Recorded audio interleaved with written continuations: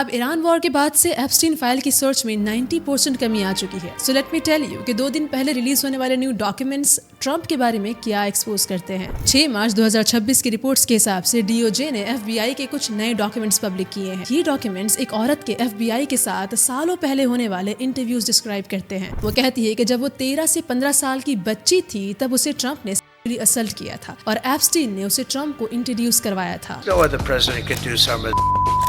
अब ये डॉक्यूमेंट्स पहले रिलीज नहीं हुए कांग्रेस के मैंडेटरी फाइल्स में क्योंकि इन्हें डुप्लीकेटिव मार्क कर दिया गया था। उसके बाद डीओजे ने इसे एक्नॉलेज किया। इन इंटरव्यूज को लेकर आगे की डिटेल्स और भी ज्यादा डिस्टर्बिंग है। इस औरत ने बताया कि जब वो 13 से 15 साल की थी उसे एप्स्टीन न्यूयॉर्क लेकर गया था, जहाँ उसे ट्रंप को इंट्रोड्यूस करवाया गया और ट्रंप ने उसे औरत पर फोर्स किया और रेजिस्ट करते हुए उसने ट्रंप को बाइट भी किया। इसके बाद फाइनली जब उसने इस पूरे एलीट सर्कल को छोड़ने की कोशिश की तो कई सालों तक उसे लगातार फोन कॉल्स पर धमकियां मिलती रही। ना सिर्फ उससे बल्कि उससे कनेक्टेड सभी लोगों को धमकियां मिलती रही खामोश रहने के लिए। इस औरत का आखिरी इंटरव्यू एफबीआई के साथ 2019 में रिकॉर्ड किया गया था। इस इंटरव्यू में जब एफबीआई ने उससे पूछा कि वो ट्रंप के बारे में क्या मजीद डिटेल्स दे सकती है तो इस औरत ने कहा कि सबका क्या फायदा है। लेकिन क्या आपको पता है कि 2019 में एक और कौन सी चीज हुई थी? यस, मिस्टर ट्रंप की पहली presidency. Have you seen my polls in the last 4 weeks? अब नए प्रेसिडेंट के आने के बाद एफबीआई को प्रेशराइज किया गया इंटरव्यूज रोकने पर, या फिर उस औरत ने खुद इस नए प्रेसिडेंट को देखने के बाद आगे कोऑपरेट करने से मना कर दिया? We really don't no.